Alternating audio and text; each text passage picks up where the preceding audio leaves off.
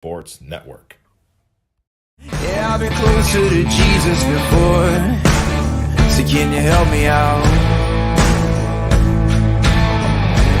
Oh, can you help me out?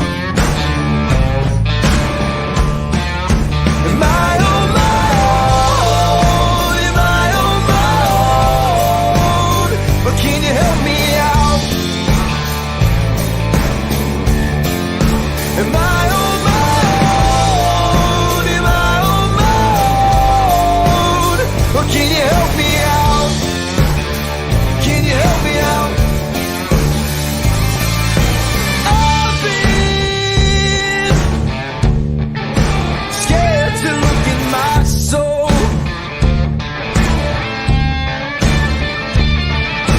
I've been afraid I would follow the road. Yeah, afraid of the things I've been told.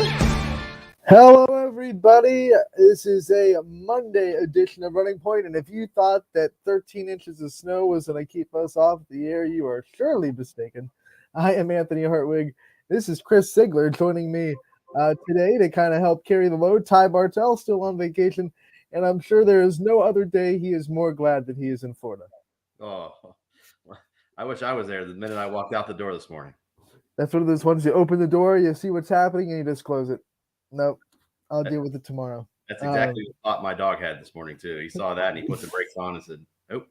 My dog's like this big, so trying to we had to make him like a giant path, and he had to work his way into it, and he couldn't go anywhere outside the path. So it's fun. 13 inches of snow. You don't see it too often. Nope, we live in Northeast Ohio, so it's bound to happen eventually. You just got to live with it. Yeah, some people are like, hang on a second, I can still find my golf ball. Right. Let's get on to today's what we're gonna have on today. We're gonna have your brother and coach of the United Girls basketball team, Josh Sigler, will be joining us at 12:30. We have a couple of player profiles pre-recorded that we're gonna debut today. We're gonna hear from Jamie DeSalvo, senior leader of the Howland Tigers girls basketball team, and also Carson Moore, a senior for Crestview girls basketball. They'll both be debuted today as pre-recorded interviews. Anthony Romo will be on the show from 1 to 2, kind of talking about what he saw over the weekend and what he'll have to see on Tuesday. Obviously, games tonight canceled. There are no games tonight. We just got the last one to drop. Canfield, they hung on for a little bit. You know, Struther's Canfield, it was hanging there, but it did eventually fall as well. So no games tonight, no picks, which is kind of sad because it's become a staple on Running Point, but we still have a lot to talk about, Chris. Before we get into it, though, I think we should just take a moment to send good vibes, thoughts, prayers, everything to Austin Daly of Lisbon. I'm sure by now everyone kind of understands what was going on and the tragic injury that happened, and it obviously forced the game to be postponed, Saturday's boys and girls games to be postponed. And Chris, this is the second straight year we've seen a member of the Ysn family go down with a very serious injury that we don't want to ever see again. No, the minute you see it, the words that come out of your mouth, sometimes you can say publicly, some things you can't. And it's just, it happened so fast. And I'm so thankful that Austin's okay right now. And the future prognosis is looking positive in his direction. And it's just something you'd never want to see a kid or anybody go through, for that matter. It's the dark reality of sports that there's sometimes when you're throwing your bodies around and you're going full speed, there are some uncontrollables that are going to happen. And that's just unfortunate that we had to see it. We had to witness it. But like you said, the prognosis and the future looks very good for Austin, and we wish him a very speedy recovery. He's definitely one of the more fun players to cover on the Ysn family, always giving it 100%. I tell you, when you do a game and you see a sequence around the basket on a fast break like that, where kids' momentum is full go right at the basket, and I usually hold my breath anyways because you don't want to see anything happen, and then you see that, and you just it really makes you hold your breath even more when you see stuff in and around the hoop on a fast break. It was a freakish accident that happened, and it's gravity, and it just unfortunately, those pads and thankfully those pads were there, Right. but they're not that soft to begin with. But thankfully they were there because, 25, 30 years ago, you may not have had that benefit. Well, yeah, So especially in smaller gyms where you don't have a lot of room between the end line and the wall. I remember old South Range. It was like scary how much room there was between the end line and the padded wall. I mean, you could easily just take one misstep and snap your leg on the wall because there's that contact. So now there's a lot of gyms that have a lot more room. No one worries about that in Struthers. So unfortunately for Austin, it happened, and we send our thoughts to him. We send our thoughts to the Lisbon community. Obviously, like I said, Saturday's games were canceled because both teams wanted to just focus on sending all their effort and all their good wishes to him. So when they do get back on the floor, that's going to be kind of a mental strain to say, okay, we have to go play for Austin now. Yeah, it's a tough one. Kids in high school, 16, 17, 18-year-olds, some are 15, to see that and then have to go back out and play later while your teammate and it's a brother to those kids and a son to the coaches, and to go on without him is not an easy task. And, when something like that happens, it really shows the compassion of the communities we live in, and social media can work in a positive way. And we saw that on display Saturday, Sunday, Friday night, which was remarkable. So our communities that we live in are fantastic for showing that. And again, everybody's thoughts and prayers are with the Daly family. So we trek along with some scores from Friday night.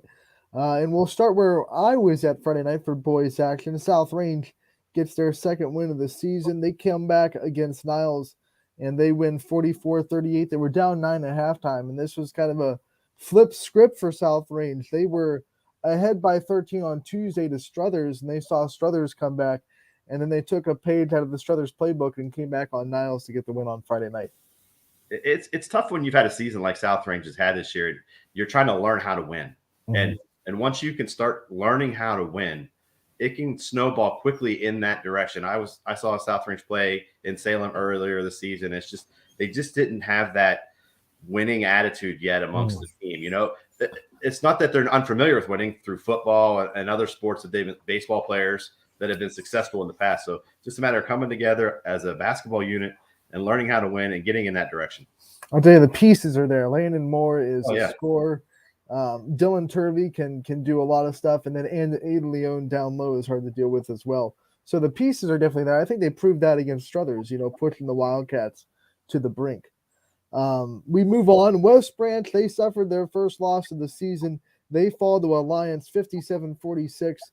Chris, this is an Alliance team that's already beaten Louisville on the season. They're definitely no one to be messed with, and they kind of flex their muscles on West Branch in Beloit, giving the Warriors their first loss of the year.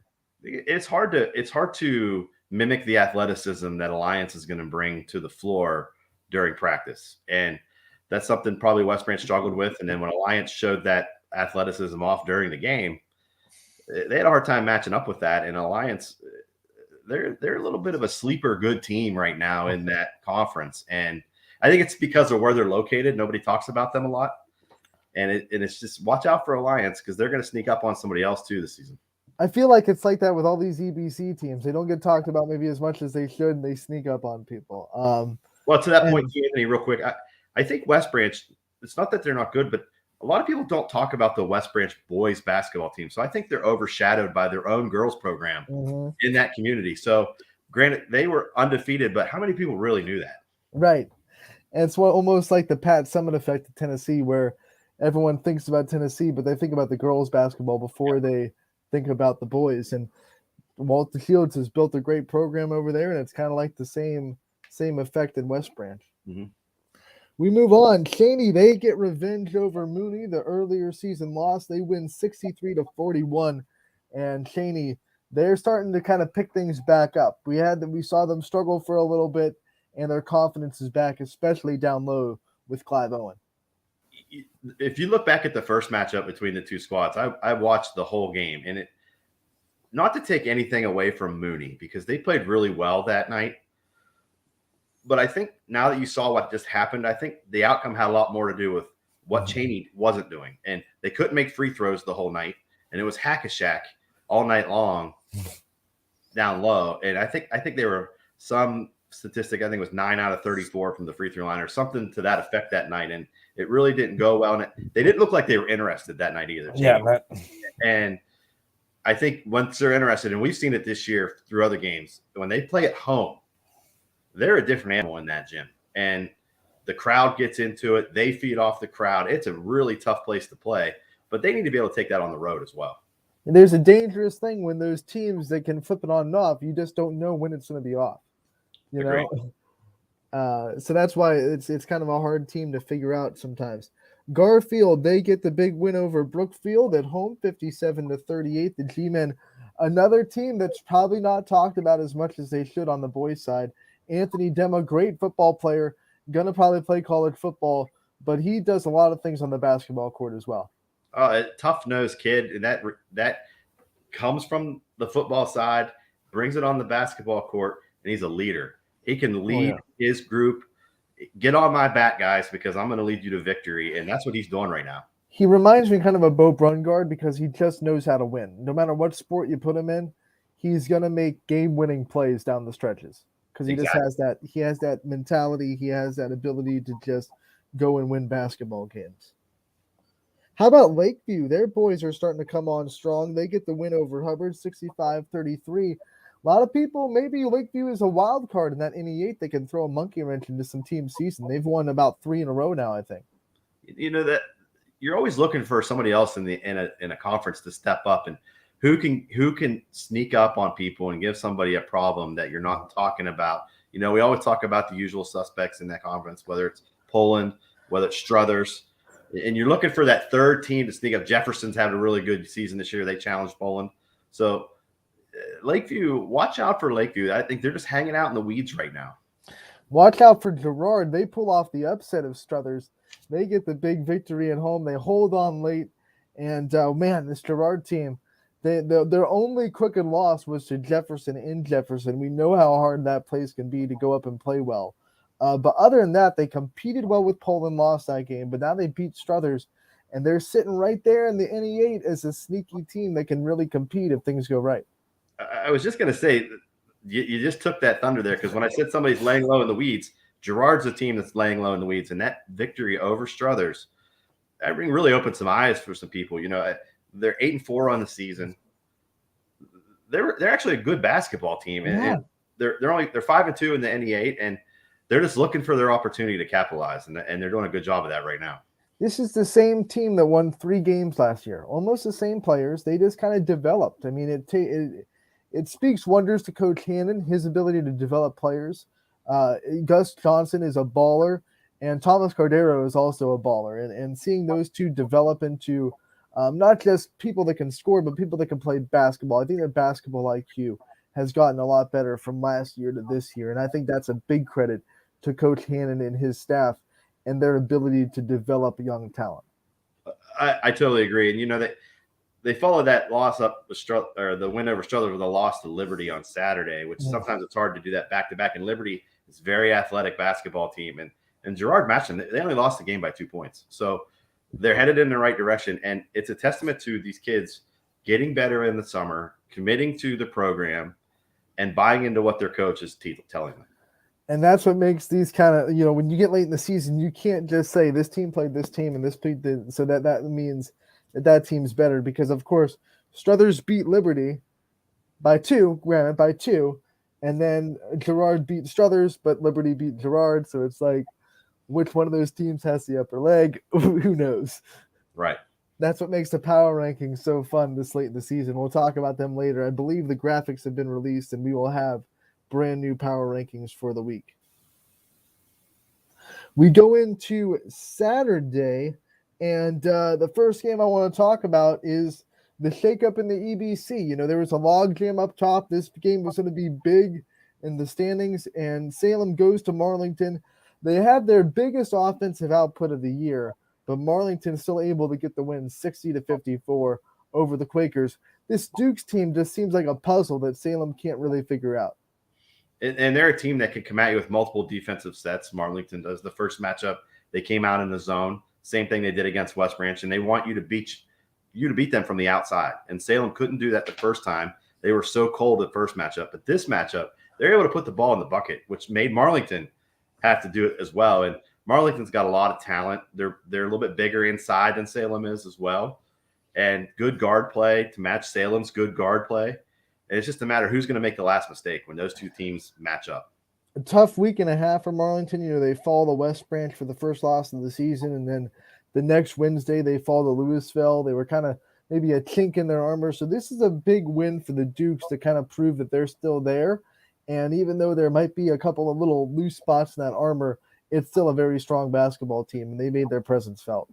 I'm not sure how many teams can say that their schedule has that much toughness in a row. You got West Branch, and then you have Louisville, and then you have Salem. There is no time for Marlington to rest around and wait. And they're a good team, and they're showing why these teams are on their schedule and they can handle it. And I believe either yesterday or today or maybe Saturday, one of the 3 days, they were playing in the Classic in the Country as well. I think maybe yesterday or today, Marlington was in that schedule for the Classic in the Country down there at Berlin Highland, which, by the way, tee out. You want to know how seriously they take their basketball down there at the Classic in the Country? They got a lot of snow just like we did. It didn't stop a thing. They just shoveled that parking lot. They said, we're good to go. Let's play some girls basketball. That's a whole nother animal down there. And for Marlington to do this out of conference based on how tough their own conference is anyways, when you have to play West Branch twice and Salem twice, Canton South is a decent team that's going to give some teams problems as well. So you go outside and you schedule Louisville, and then you go down and play in this Classic in the Country as well. It's, holy moly. And they answer the bell every time. And I think they understand how hard that district's going to be. Yeah. You got Perry in there. You got Poland. You got Salem. You got West Branch. You got Marlington. I mean, that district's going to be crazy good, and you have to be prepared for it. Without a doubt. We move on to another girls basketball score. This one you were at. Poland United. This score does not tell the whole tale of the story. 59-36. Poland gets the win. But, man, I think United opened a lot of people's eyes, especially if Division III coaches were watching this game. I hope they were. And, I know we'll talk about it a little bit more here in the upcoming interview with my brother, I'm sure. But they were down 10-1 right off the bat. And everybody, including myself, was like, oh, boy, here we go. What's going to happen? And his girls responded. And hats off to them. They've come so far since the Salem defeat earlier in the season. And I said it on the air that things were going okay beginning of the Salem game. And the minute they went south, their heads went in the sand. Right. This game, it went south right away, and their heads didn't go in the sand, and they responded. And it's a testament to how far this team has come this year to that point. And I know he gave me a stat the other day when I was with him. I think the records of the non-conference teams of Salem, Springfield, and Poland, I think is 37-6 is who they've played so far. And they didn't beat any of them. But the level of competition and the way that those kids have responded against that competition right now, it's a great problem for him to have. And he was without a starter on Saturday. So for his girls to do that, tremendous. And, I was talking to Nick Blanche before this game, and I mean, props to Josh for getting Poland on the schedule and being so determined to have that happen. I mean, Nick Blanche said it was almost, 2 or 3 years in a row he would be getting calls from United. And finally, the schedule was able to happen where Josh called them early enough where they had a spot left. And they finally were able to get Poland on the schedule. But Coach Sigler was just very, very determined to say, we want this kind of caliber team on our schedule, and we want to get better. And it's not about if he was going to beat these teams. It's a matter of competing. He's going to get his wins this year in other places, enough of them. And to be able to go out and compete against these teams that he's getting competition that he's not getting within his own conference. And so that's what you need to do is step outside, because that D3 district is tough. Mm-hmm. It's really tough. There's a lot of good teams that are going to be sandwiched at the top. And for him to be able to compete in that district, this is what he needs to do. And I think sometimes the knock against those Division III teams that were in the same boat as United is, okay, but now you have to go play against a South Range team that plays Poland twice, plays Struthers twice, plays, Girard. And now, how do you match up with that schedule? Well, Josh Sigler's saying, here's how we match up. We go and play the teams that other teams are playing, and we measure ourselves, and now we'll be ready for that level of competition. And he only has 3 upperclassmen on the whole team. Everybody else is sophomores and freshmen. And for them to be growing like they're growing right now, because when you ask sophomores to step into a lineup without a lot of upperclassmen leadership, it's a tough ask. They don't have that buffer year of playing JV basketball to prepare themselves for the varsity action. And these girls are doing a great job to respond. Fitch, they had a senior night, and it was one senior on the Falcons team, Julia Sinadek. They honored her with a 61-55 win over Massillon.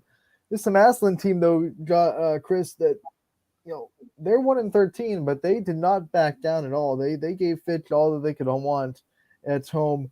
They had a couple of players that could score really nicely, and even though Massillon's record might not be great, I think some respect maybe to their schedule. I mean, obviously, Massillon, Washington, you play for a school like that, you're going to be playing all the big boys up there in Canton. So 1-13 against that schedule is comparable to a 9-win team in anyone else's schedule.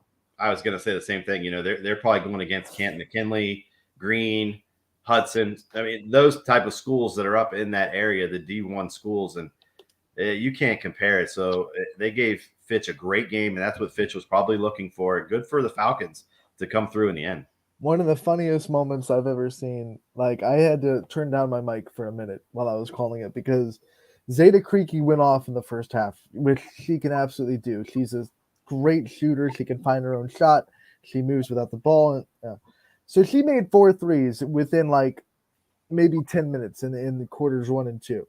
And Massillon's coach, first 3, he goes, okay, once a shooter, you got to stay on her.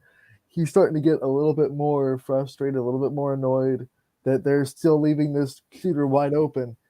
And then he just goes, hey, have we noticed that one is a shooter? And he said it with such like dry humor that it caught me so off guard. And I had to turn my mic down a minute just to laugh a little bit. That's probably a funny moment that everybody in the stands is saying to themselves as well. And the coach actually said it right to the players. Right. And the best reaction is what comes on the faces of the players when the coach says what he's thinking. They responded to it because they held Zeta Creaky to just 4 points in the second half. So their team responded to whatever he had to say to them in the halftime. And it was actually Ayla Ray that stepped up real big for the Falcons in the second half and scored most of her 21 points in the final 2 quarters to kind of help with them keying in on Zeta Creaky. So it makes it good when you have one player that can step up when a defense focuses on another. Oh, that's the key. And that's what you're finding this time of year with a lot of teams. Everybody knows the strengths of everybody right now. There's enough film out there on these teams that they can adjust their defenses accordingly, and especially at halftime. And you need 2 or 3 players to contribute, not just one this time of year. Louisville, they're a great week. They get cap off. I mean, they have a win over in the last 7 days to Saturday. They have a win over New Philadelphia, who was 9-1 coming into that game. They beat Marlington pretty handily. They ended up beating them by 5, but they started that game up 16-2 and never trailed the whole game. And then they beat Talmadge 41-35 on Saturday to cap off the week. Big week for the Leopards. Again, that's another team that, because of where they're located, nobody talks about them. And they're independent. They're not in a conference. So their schedule is brutally good. And they're always looking for games. Good for them that they're finding these tough teams to play. And it's not easy what they're doing. Like you said, you go and beat New Philly, Marlington, and Talmadge 3 in a row. Mm-hmm. That's nothing to shake a stick at. And sandwiched in there was a loss to Green, who's a D1 school. So Louisville, they're for real. And they have 5 players that can score whatever they want to. And Kelsey Adelman, McGlitch can score. Brooke Herron can score. You have Kendall Loy, who was missing for the first 3 weeks of the season. Now she's back in the lineup. So Louisville is a very, very dangerous team. And I know that D1 bracket's going to be tough, but you can't sleep on the Leopards one bit. No, and they have a date with Perry tomorrow too. So doesn't get any easier for them. And they're doing it for a reason. They know what they have to get prepared for, and they're doing a great job of answering that challenge. Mooney cools off Struthers, who had won 4 in a row coming into Saturday. They get the win 44-37 in girls basketball action. Mooney's a team that they've definitely had glimpses of being a really good basketball team this year, and then they've had other times when they haven't been able to step up to the bell. I think Coach Diorio just wants them to find that stride. As long as they find it in February, then he'll be okay with some ups and downs this year. Yeah, it's a tough team to figure out. They're so up and down, and you don't know what you're going to get when you show up on a certain night. And that's a good win over a pretty decently good Struthers basketball team that, other than Poland and South Range, they're the other team in the NE8 that people really pay attention to. And, it's funny because everyone thought that other team in the NE8 was going to be Jefferson this year. And Struthers kind of came out of nowhere and said, no, it's actually going to be us. They only have 3 losses in the NE8, and they're trying to sit there in case someone stumbles, and they can just kind of take the mantle. And somebody has to step up. Same thing, like I said, with the boys that, Lakeview's doing. Struthers is doing the same thing on the girls' side. They put South Range. They only lost to them by 5 in the field house last week, so they're definitely a competitive team. Canfield, they get their confidence back. They lost a tough one to Howland 40-38 on Wednesday, but they beat Cheney on Saturday 78-17. One of those games that's in a perfect spot of the schedule. You have a tough loss. You're able to go take care of business and get a lot of confidence back for yourselves. And that's what you have to do. You have to take advantage of a team that's not as good as you, but then you have to execute offensively, defensively, and get on the right track. You look for something to gain momentum on when you're playing a team that you're better than. You're looking for the little things as a coach and the players to get right. That's a great get right game, and that's exactly what they did. And then what I love is to play that game as if you don't know you're better than them. I agree. And Canfield's a team that, they have tough losses. They've been unable to kind of finish down the stretch, but I still love the pieces they have. Summer Samarone's great point guard. They have Alyssa Dill, who's an athlete and has plenty of height. They have Abby McElroy, who can shoot from the outside. They have so many pieces. They just have to find out ways to make those game-winning plays down the stretch of games. They've given up multiple leads this year. And they need to be able to find a way to stretch some wins together to gain some momentum. And they're a very good basketball team. And traditionally, they always have been. And it's just a matter of, like you said, piecing it together and reeling off some wins in a row to gain confidence heading into stretch run of the season. That D1 bracket, we said it with Louisville, it's not going to be easy. Canfield is the smallest Division I girls basketball team in the state, I believe. So I think you're right. It'll be a tough mountain to climb for them in that bracket. I want to give a shout out to Niles. They've been having struggles this year, but they get the win on Saturday 44-11. I love what Coach Michaela Butler is doing down there with her team. The energy is there. The effort is there. You never think that Niles is not going to play hard. They just haven't been able to get the skill and the talent there yet. But love that they got a win and they get to see all their hard work kind of get paid off. I agree. And unfortunately for them, they play in a tough conference. And every night you have to be able to put your A game out there. And you need games like this to build the confidence that, hey, maybe you can sneak up and get somebody in your conference when you can reel something together positively against a lesser foe. And they put all the pieces together. We have Boardman getting the 41-26 win over East. Boardman's won 2 in a row, and this is a Boardman team that could be streaking in the right direction as well. And I think the AAC teams better be careful if Boardman gets confident. Yeah, they had great guard play. The Riccatelli girls a very solid point guard, and it's just a matter of them gelling at the right time. And again, it's just like Canfield is reeling off some wins together to gain confidence. They'll play really good, and then all of a sudden they'll have a couple down games. And a lot of that's due to their schedule too. It's not an easy schedule that Boardman plays. Willingly, they're scheduling like that, but they got to reel some of these games together to gain confidence through the leadership of Riccatelli out on the floor. She does a great job, and they just need to feed off her. They have other pieces on that team as well that are very good players. I really like Emma Mills down low. I think she does a lot of good things for that team. And I think Riccatelli does a good job driving and then making that extra pass down low to Emma Mills, who more times than not finishes in the paint. Yeah, and it's almost as if they need that one more player. We talked about when you shut somebody down, having another player to go to. And it's almost as if they need another player to go to, and somebody else needs to step up in a supporting role because they need that going down the stretch. Because like I said, coaches are good enough this time of year, they'll shut somebody off, and then you have to be able to answer that call. West Branch goes to Doylestown. They get the win over Chippewa 44-39. And this is the game where senior Sydney Mercer, who's been more of a facilitator this year in the high post, hasn't been scoring a lot, but running that offense. This time, she proved she can still score with the best of them. She scores 17, and West Branch gets the 44-39 win over a Division III regional powerhouse in Doylestown, Chippewa. The same thing that we said about Marlington. Here's a West Branch team that faces plenty of competition inside their own league, and they step outside and go on the road, travel a good distance to Chippewa, Doylestown, and they get a good win from a good D3 school, and good for the Warriors. One more girls final to get to, and then we'll bring on Josh Sigler, and then we'll get back to the boys finals from Saturday. Girard gets a strong win over Matthews, 67-35.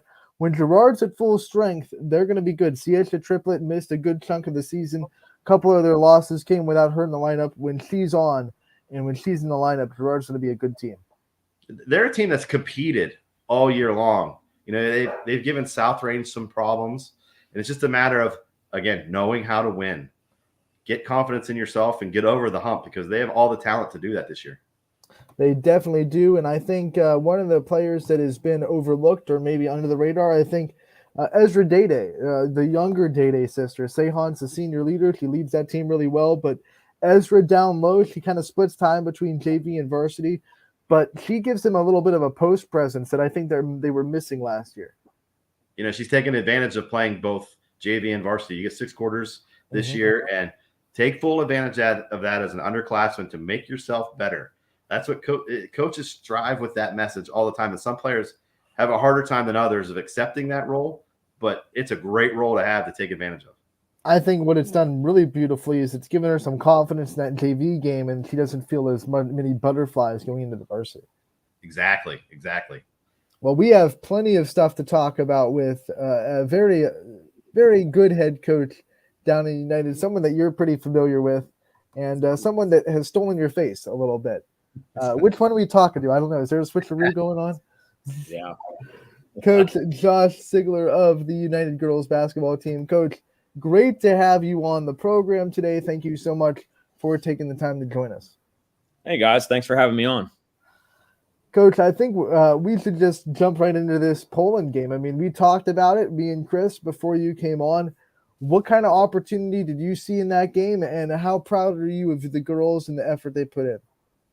Oh, first of all, you're looking at, at the beginning of the season and going into last year, we knew that we had a really good basketball team coming back. We were young last year, and moving forward this year, we were still going to have some youth with sophomores and juniors, and we really wanted to push our level of play. And we knew that there were some teams out there that we could possibly talk to and ask if they wanted to play, and Poland was one of them. We called them, and they said sure, and we were like, this is fantastic, getting them on a schedule. And that game Saturday was a really good stepping stone for us. It showed where we are currently as a team and where we're trending in the direction. We played Salem earlier in the year, and we did not do well there. We started well in the first quarter, and then kind of died off, and they put it to us. And we really wanted to come back and say, all right, where are we now? And our effort on Saturday, I couldn't have been any prouder of our kids. I mean, we were down in the first quarter. We rallied and battled back, and we kept fighting. And, we were winning. We were beating them in the second quarter and went to halftime, only a 2-point game. And, at the time, I thought we kind of had Poland on the ropes, kind of surprised them a little bit, and really showed what we have talent and effort-wise. And, they got us in the end, but their depth and their skill really shined, and it should. They are a very, very good basketball team, very well coached. But in going into the fourth quarter, I told our kids, don't worry about the scoreboard. So let's keep fighting. Let's keep that effort going. And we did. And, our kids weren't upset after the game. They were very proud of themselves. And moving forward, I think we're going to have some really good practices now, and knowing that we can compete at that high level. Hey, Josh, how do you take that high level basketball and keep it moving towards your own conference and relaying that against these other teams that you think you already have an advantage over? You're undefeated in league play this year. How do you maintain that level of competition to these other squads the rest of the season? Because your schedule sets up really nicely the rest of the year. Well, it's not easy. It's not easy to, mimicking, like you had said earlier, about mimicking competition and mimicking what you see. It's very hard. And at the same time, knowing that you quite possibly in your eyes see a team that you know that you can compete with and possibly beat, and then trying to stay up at that level is not easy, but that's going to have to come in practice. I mean, we do a lot of competitions in practice, a lot of shooting drills where we compete with each other. We have a team that wins, we have a team that doesn't win, and the team that doesn't win, they have to owe, and they don't want to lose. And it's gotten to the point in practice where they never want to lose, and they get upset with each other if they lose, and they want to keep pushing each other. So we have to keep pushing everything we do in practice, no matter who is coming up on the schedule next, because every game matters, every minute matters. And moving forward, coming into tournament time, we have to be at our peak or where we can be, because our district is very hard. Yeah, you said it. That district tournament is not going to be any kind of joke. You look at it, the tournament draw is like 2 weeks away. I mean, it's close. It's a lot closer than you would think, because it doesn't feel like we've been playing basketball for that long. What kind of things do you want to see your team kind of grow in and accomplish in and improve in these next couple weeks before you do get into bracket play and you do know who you're going to play in the tournament? Well, I think that, when it comes down to it, there's always things you can improve. But I know a couple areas we need to get better at. We got to become better rebounding, and we got to become better on the defensive end. I mean, when you're looking at our district, and there's, at least 15 teams that I see that could be seated anywhere in the bracket behind Liberty, who I think is clearly the best team in our bracket. You have to be a good defensive team, and you got to have a good rebounding team, because all of those teams that are up there can score. And so if you can't stop the other team and stop their runs and put a statement on it, it's going to be a long night no matter who you play. So we have to emphasize our ability to add pressure on the defensive side even more, and our ability to hold teams to one shot. And we struggle with that at times, and we know that we have to improve with that. And we have improved at that in certain areas, but it needs to be more consistent. Looking at that squad that you have right now, you only have 3 upperclassmen on the team. Colby Burton's the lone senior, Taylor Cope and Madison Kibler are the 2 juniors. Talk about what it's like only having 3 upperclassmen on this squad, and how your young sophomores have answered the call this year, a little more than halfway through the season. And they've really turned the corner offensively and somewhat defensively as well, because it's not an easy task jumping to the varsity level competition as a sophomore. Well, no, we also have Chloe Cooper as a junior too, who adds this great depth, and she does a great job in practice pushing each other.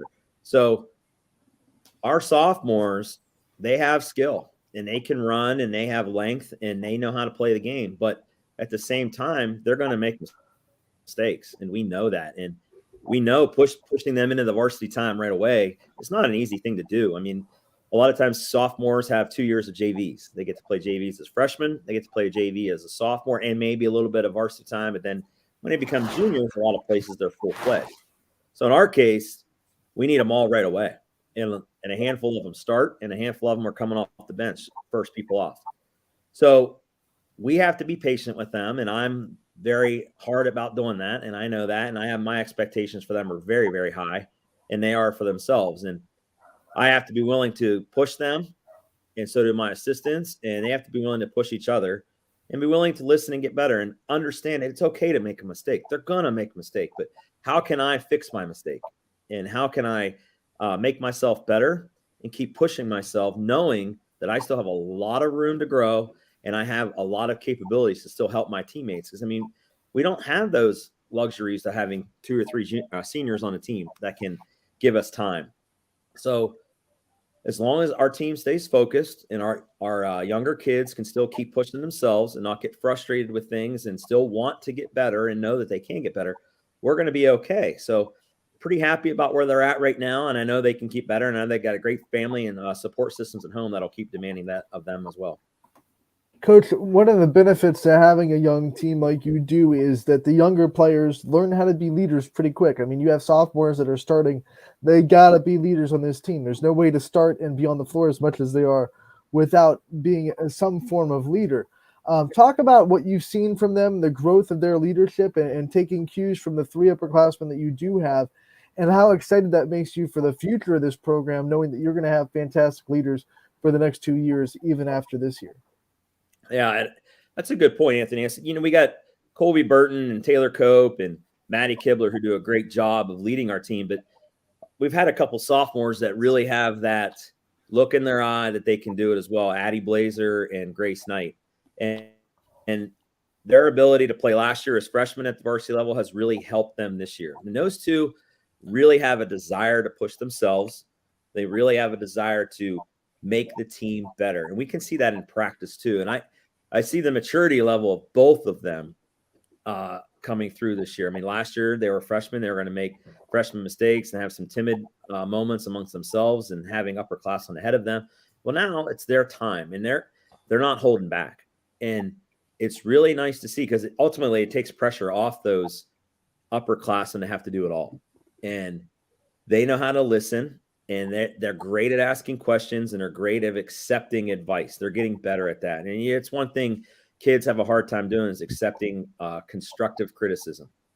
And as long as they understand that we're there to help them and keep getting better, and then they take it and they push themselves and they push their other classmates with them. So Addie and Grace have done a great job with that, and I'm still looking for a couple more to find that same role with them. I've been fortunate enough to see every game this season from the broadcast angle and been around everybody up in the stands per se. Describe the community involvement that you have, the backing there at United. And I wrote about that in a story a week ago, and it's just, to me, it's unmatched that I've seen in this area, and their commitment to their athletes out at United is just fantastic. And they show up every night. And describe that feeling as a coach and what it means to your players. As a coach, you always want to have an atmosphere, and very blessed at United to have that atmosphere. And it's there for every sport, whether it's football, boys basketball, girls basketball, softball, baseball. People go and support these kids. And you look across the bleachers and you're playing other schools that don't bring people. And you wonder that how do they feel even at their home place, because it's the same crowd probably that shows up. Well, we don't have that issue.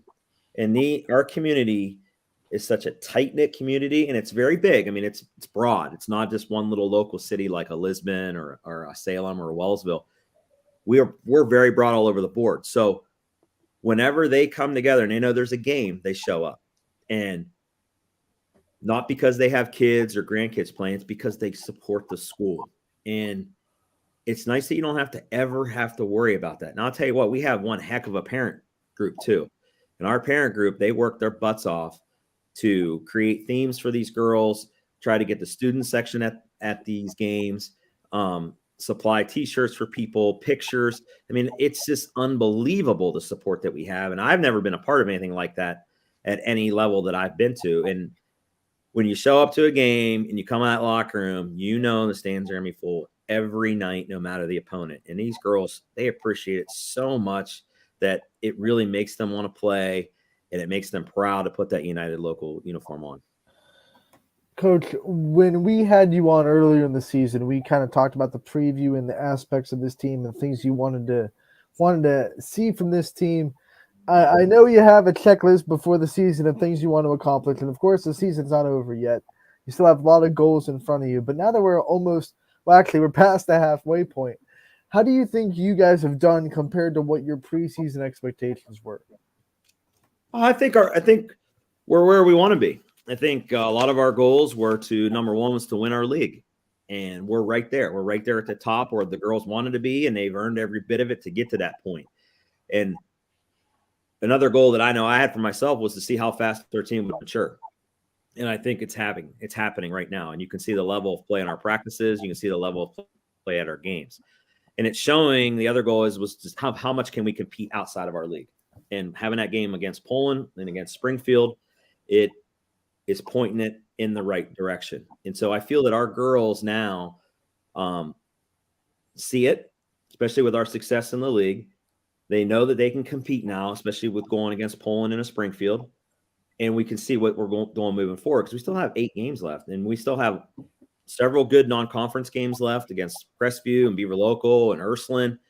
Not to mention have to play Columbiana again in our league, who's always a tough game with Coach Chrisman over there. So we know that our goals are right in front of us. So as long as we can keep competing at a high level, I feel we're going to get there. And as long as our girls can keep pushing each other and not be satisfied with where we're at, and that's the key. You know, when you're having success right away and you go on winning streaks of 6 games or 4 games or 3 games, sometimes girls can get complacent and they can't worry about a winning streak. They have to keep looking at what's in front of them and keep knowing, hey, we can get better. We got to get better. We got to get better. We got to play Wellsville next. We got to play Latonia next. It doesn't matter. They know that their goal is to win the league. They know their goal is to make it to the district, do some damage in there, and see where we go. Coach, one last question, and I'll let Chris take it to end this interview. How does it feel to know that these other peer coaches, such as a Coach Nick Blanche, is referring to you guys as a challenging basketball team? He was questioned putting you guys on the schedule. Why are you scheduling the little guy? And his first response is, these guys are going to challenge us. How does it feel that that is coming to fruition now that these peers out in the Northeast Ohio know United is still a powerhouse in girls basketball that has been in historical fashion, that you've brought that back to the forefront in Hanoverton? Talk about how that feels as a basketball team. Well, I think it feels great. I mean, I'm just one small part of it. I mean, I think our girls need to realize it now, and that message needs to be thrown to them that, hey, this coach thinks this highly of you. Because, you know, a lot of times coaches don't give enough credit to other teams and other teams' players and other teams' coaches and what their capabilities are. And so I feel that a lot of times too much credit goes towards the coach. I mean, coach can only do so much. The kids are the ones that still have to put the time in, and the kids are still the ones that have to be devoted and be dedicated to being better.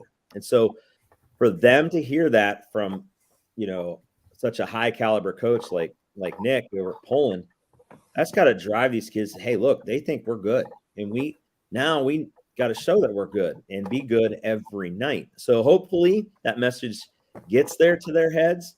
Hopefully we can keep that message and keep moving forward.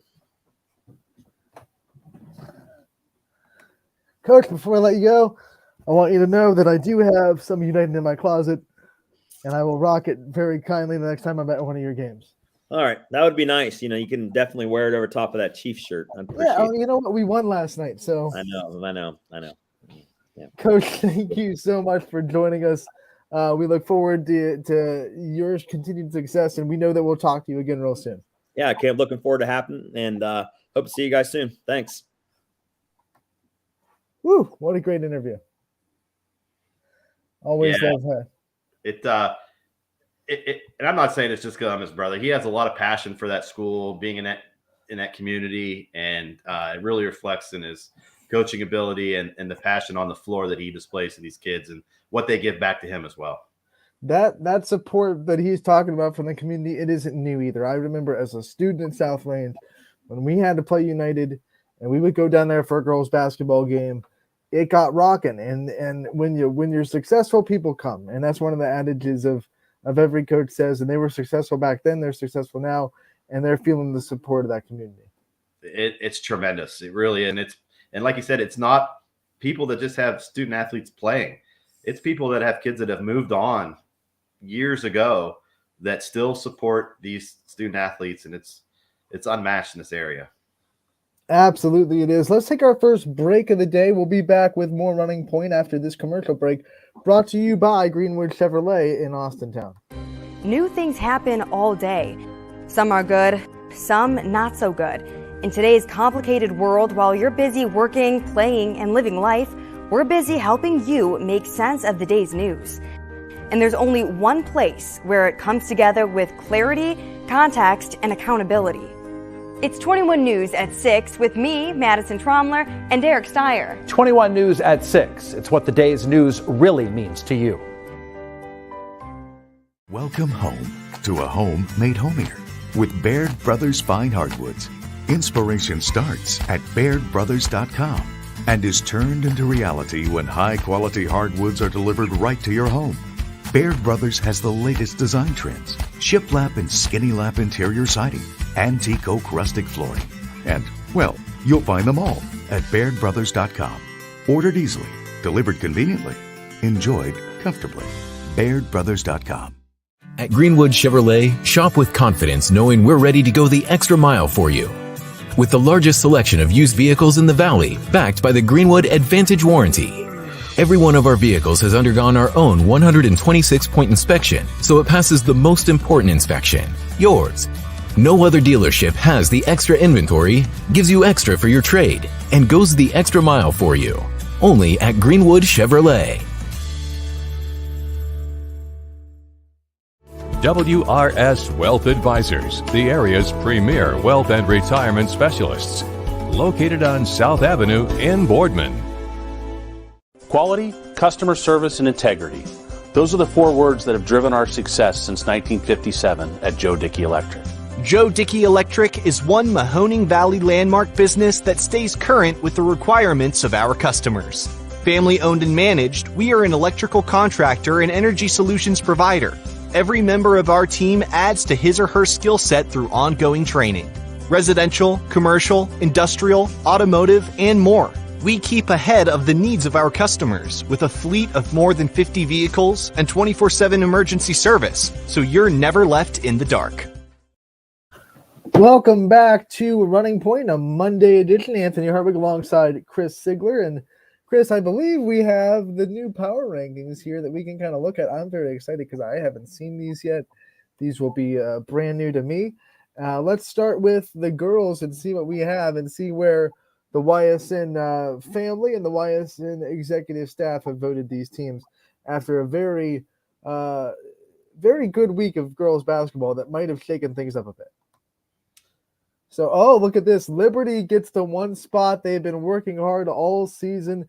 They are undefeated. They beat Champion by 30 this time, and they get the 1 spot. Very deserving, Coach. Sid. Yeah, they do deserve it. You know, you get to the point of the season where I think too many people put too much emphasis on strength of schedule. They're going out and winning, and they're winning by a decent margin every night that they go out there. And at some point, you have to respect that goose egg on the record, and finally it's happening. And West Branch, they get the big win over Doylestown Chippewa. They have wins this year over Poland, over Canfield, and the 1-point loss over Salem. But that loss kind of equalized by the win over Marlington, who Salem has lost to twice. I would think that's the difference maker there for West Branch. They're stepping outside of the conference with the win over Doylestown. The wins over Marlington helps, and they're legit. They're legit number 2, and it's almost you could put some names in a hat and pull them out at that point as well. Yeah, that's what makes it so crazy. I mean, West Branch has beaten Marlington. Marlington's beaten Salem. Salem's beaten West Branch. How do you kind of equal those out? Of course, we'll see another matchup between West Branch and Salem. I believe it's slated for Saturday. It is, and the lone loss to Poland is to West Branch. So, right. And Poland's a very deserving at number 3. I was like we've talked about this hour. I saw them on Saturday, and they're legit. They're led by 3 seniors that who come out and play every night. And Jackie Grisdale isn't there anymore, and they don't miss her. And the train just keeps on rolling for Coach Blanche. And Jackie's doing her thing at Quinnipiac right now, and we're definitely wishing her the best of luck. Poland stays at 3. Louisville with their big wins this week. They creep up into the top 4, but they still have a lot of tough teams on their schedule that they can get into this top 3 if they get some more wins. Sure, like I said, I believe they play Perry tomorrow, so there's one right there that they're going to go out and have to prove themselves right away. And they definitely could sneak right up in there themselves. Poland's got an interesting game tomorrow, too, on the road against Champion. I know Champion kind of got beat up last week with losses to Bristol and Liberty, but still a Champion team that has to be respected. Bella Meyer can score really well. So can Allie Howell. So Ava Howell, excuse me. So Champion might give Poland a little bit of a push tomorrow. It's a big game for both teams out of conference. It is, and it's tough when you have 2 days off and no practice as well to have to jump right into that game. And I briefly talked to Coach Blanche on Saturday from Poland about the upcoming Champion game, and he said much in the same way that game on Saturday challenged him, he looks for the same thing tomorrow. And he was glad they played Saturday, knowing the snow was coming last night and today, that practice wasn't going to happen. So they're going to have to harness that momentum and take it to Champion, and who's a very well-coached team. They play well at home, and they're very under the radar in the Poland atmosphere as an opponent. So they're going to challenge the Bulldogs. Salem drops from 1 to 5, but it's not a knock on Salem. It's not like this one loss to Marlington really hurt them. It's just a product of all these other teams getting really big wins this week. It was a bad timing loss for Salem in the power rankings. Totally. And it had everything to do with what everybody else did around them and not so much the knock on the loss. So Salem's fine. They're going to find themselves back up at the top again later on this season. They have everything in front of them. So it's just a blip on the radar for the Quakers. They have another matchup with West Branch before the season's over on Saturday. That would be a big win if Salem was able to get it and sweep the season series with the Warriors. You know, you look down, Howland's a team that has been trying to get out of the hole they dug themselves in the first 5 games of the season. They're slowly climbing the ladder. They were 7 last week. They move up to 6 this week with the win over Canfield. Maybe if that win over Canfield was a little bit more emphatic, they might jump to 5. But I think right now they're good at 6. Yeah, the hole you talked about, unfortunately, they've kind of been the forgotten monster on this list here because of the hole they dug themselves earlier in the season. But the way that they bullied around Canfield was very respectful for Howland, and they have 10 wins on the season against a very tough schedule. Oh, and that can't go unnoticed because I believe one of their victories, one of the Louisville losses, is to Howland. Yep, and they're 10-5 on the season, and since going 1-4, their only loss was to Akron Hoban, who a lot of people think could very well be our Division I state champion this year. Exactly. So they're a very good basketball team, peaking at the right time. You know, it's okay to have all those losses at the beginning, but nobody remembers how you start. Everybody always remembers how you finish. Talking about peaking at the right time, Garfield has put together a win streak ever since that tough buzzer beater loss to Fort Fry. In day 1 of the South Range Holiday Hoops Classic, they started to finish games they had leads in.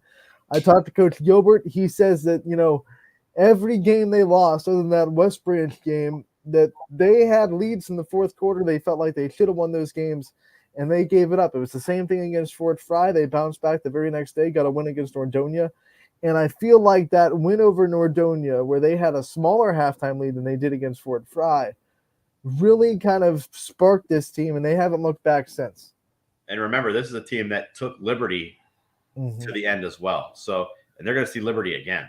Yeah, and Liberty still has to deal with Brookfield again, who they only won by 2 on a buzzer beater. So Liberty still has some big games ahead of them. They still have another matchup with Champion, who I believe will be a lot more competitive the second time around. Canfield, they stick around. They're too good to get out of the power rankings. They are, and I think they're a benefit of everybody else around them. Again, what we talked about with Salem. And everybody knows how good Canfield is. So that's the reason why they're sticking around. And it's almost as if other teams, what they're not doing. So who you don't see is Champion, who was here prior. You know, right. United just suffered a loss. So there's teams waiting to jump in here. But Canfield's still meeting that challenge of matching that schedule and performing on the floor. Do you think Waterloo is the biggest surprise in girls basketball this year? They're sitting at the top of the EOAC by 2 games right now. They are not EOAC, MVAC gray tier, Scarlet tier, excuse me. So they're sitting at the top. They have a 2-game lead over Springfield, Jackson Milton, and Western Reserve. They've already beaten Springfield. They've already beaten Western Reserve. They have 2 matchups with Jackson Milton coming up on the horizon. But here we go. I mean, Waterloo, world beaters right now with Rose Couch and Kara English both scoring at a very high clip. With limited numbers on that Waterloo squad, and they're performing on the floor. And it's almost as if when you're talking about Waterloo and Jackson Milton's in the same boat with 7 or 8 girls total, you hold your breath that every night we're going to be okay to go out there. And Waterloo's doing it. To go out and beat Springfield the way they did it just makes everybody open their eyes that, hey, they're legit this year.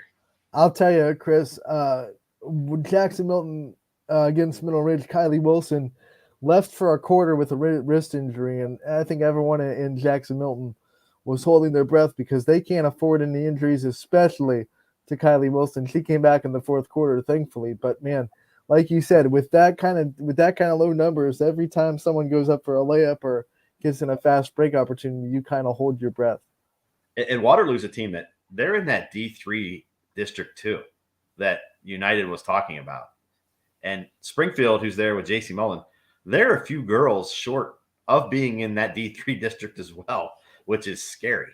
So, and Springfield's a very good D4 team right now to watch out for latter parts of the season. You're always going to hit a little bit of blip on your schedule, and that's kind of what Springfield happened to them right now. And they're fine. They're fine moving forward. Springfield, the tough loss to Jackson Milton, they couldn't bounce back from it. They also lost to Waterloo the next game out, but they did bounce back from that. They get the win over McDonald on Thursday, so they're staying above water. They're still right there with 2 losses. They just have to hope that one of those other teams sneaks a win against Waterloo, and they can tie up with a win of their own in the second meeting. A lot of good matchups left that Springfield's going to be involved in, and everybody else in the MVAC. And I think there's one team on that list that I think we've forgotten about, and I had them in my top 10, is South Range. They're finally starting to put the pieces together, and I think that's a team that's flying under the radar, and it's hard to imagine mentioning the name South Range in girls basketball and saying that in the same sentence. You know what, Chris? I think, in my opinion, I want to see South Range beat Poland or get that big win against a team that maybe they're quote unquote not supposed to beat, or on paper they're even with, because right now all their wins have come against teams that objectively they should beat. And I think you need that signature win. And that's the same thing like we talked about United. They have 10 wins on the season, but they don't have that signature win to propel them over the top. And that's exactly what you're saying with the South Range girls basketball team. But they only lost to Poland by 1 earlier in the season. They'll have another crack at them, but it will be on the road. That's coming up a week from today, the 24th. So, I mean, that'll be a big game for both programs. It always seems to come down with those two in the Indy 8. It looks like it's coming down to those two again. Absolutely. And they're there for a reason. They're well coached. Coach Fischel's got these girls positioned in the right spot to maybe sneak up on Poland here at the end of the season. Hey, look, we have Anthony Romo joining the show. Romo, what is up? Not much. I'm glad to be here. Glad to be on here in a day where we're all buried in snow. I know. You're not kidding. All games today on YSN have been postponed because of that snow. But we do have a couple of schedule changes for the week. How about Wednesday? A matchup that we thought was going to close out the season is moved up to Wednesday. Canfield going to South Range on Wednesday. That could be a signature win, Chris, if South Range gets that win over Canfield on Wednesday. And same thing. Everything's in front of them as well. And if they could take advantage of that signature win and get contributions from other people on the team. We talked about that with other teams, that Giles can't do it all by herself. She needs somebody else to step up. And Canfield's a well-coached team that they're going to take her away, and somebody else has got to be able to step up and do it. I think what we saw, and I saw it especially the Struthers game, which was almost either right after a couple games after their loss, worst loss of the season in that South Range Holiday Tournament to Fort Fry. They just got outplayed, period. I think what we saw in the next game out, that even though their other girls weren't necessarily scoring a lot of points, they weren't afraid of attacking the basket and making other teams at least respect that they were trying to score. That's what we saw in that Fort Fry game. No one else wanted to even attack, and I think that's why Fort Fry was able to completely key on Lexi Giles and shut her down, because you have to have other girls at least try to go up and score. Even if they're not getting you the bucket, they have to get the respect of the defense to say, this girl will drive and try to score on us. It's all about confidence with some of these girls in a supporting role. And when you have confidence as a supporter on the team, you need to step up and use that confidence and execute on the floor. We'll see how it goes Wednesday. Romo, you can come into this conversation as we bring in the boys' power rankings for this week. As look at Camel Memorial finally getting on the 1 spot. They are the benefactor of East Liverpool losing Saturday night. And then you have East Liverpool at 2, Springfield at 3. Salem, Cheney comes into 4. You have West Branch at 5, Boardman 6, Louisville 7, Ursuline 8, Moody 9, and Howland 10.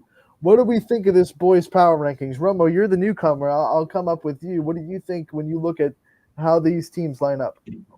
Well, first things first with Camel at number 1, I think that they're very deserving of that spot. That's a team that they're kind of on my bucket list to go see play this year with the likes of Kevin Moore and his supporting cast. I mean, I knew when Moore decided to come back to Camel that they were going to be a threat this year to the Valley, and sitting at 10-1, number 1 in our power rankings, they're proving just that. Another thing that I really want to point out is tomorrow, a game I'm very excited to be announcing with Richie tomorrow night. It'll be my first YSN game in 20 days. It'll be Springfield against Poland. That game will be at Poland, a Poland team that could very well also be in our power rankings. They're starting to get hot as of late. They stumbled a little bit out of the gates, but that's something that you honestly expect with a new coach coming in. The program really has to get used to his philosophy and his style, and those players are starting to adapt to that. In Poland, I mean, they're a senior-heavy squad, so this is a team that played Springfield last year. I was on the call of that game as well. It went to 4 overtimes. It was one of the best games I've been able to announce here on the network. So I'm sure they're going to be looking for revenge. And if you're Springfield, just continue the winning ways. Coach Brink, I'm sure he's going to have his boys ready for that game, looking to improve to 12-0. Then you continue to move down. You have Cheney sitting at number 4, who it was unfortunate that we couldn't get their game Saturday night on the network. It was a very big win for the program over a Menor squad that is sitting at 6-4 now, but they've played one of the toughest schedules here in Northeast Ohio up to date. So I think that a win like that could really propel Cheney to some huge momentum as they move on in the season. Then sitting at number 6, you have Boardman, a team that I take that back. I was actually able to cover Boardman on Tuesday, so I guess that was my first game of the new year. It was Boardman against Canfield, and that Boardman team, they're going to be very tough come tournament time. When Trey DePietro is on, I don't know many teams, especially here in the Valley, that can really slow them down. When you have someone that's the likes of 6'4", 6'5", bringing the ball up the court and really running the offense through him, they're going to be very tough to stop. And Canfield had a very tough time just keeping up with Boardman on Tuesday night. The Spartans, they really couldn't miss, especially from beyond the arc. They put up something like 40 or 50 points in the first half alone, and that really just propelled them to victory. They ran away with it in the second half, but Canfield, they held their own for a little bit, but it was just too much Boardman in the second half. Then moving down to number 8, you have the Ursuline Irish, who it was one of the teams that we kind of hyped up the most coming into this season because we saw what they did on the gridiron, and they ran that one all the way to the state championship game, and we knew that they had some kids on the football team that are also very productive on the basketball team as well, to accompany the likes of Terrence Pankey, who, in my opinion, is one of the best players we have in the area, and I'm sure that's the opinion of many others. Pankey, still only a junior, so I'm sure come next year he's going to have some Division I offers coming his way. I know some schools are already looking at him as a junior, so I think that Ursuline team could really make a run in Division II. Then you have Mooney at number 9, who had a setback against Cheney. I believe they played Tuesday, right, Anthony? Yeah, and then they played. Yeah, they played. I think they played Boardman on Saturday, lost to Boardman, and then they played each other again. I mean, Cheney and Mooney played each other again on Friday night, and Cheney came out on top.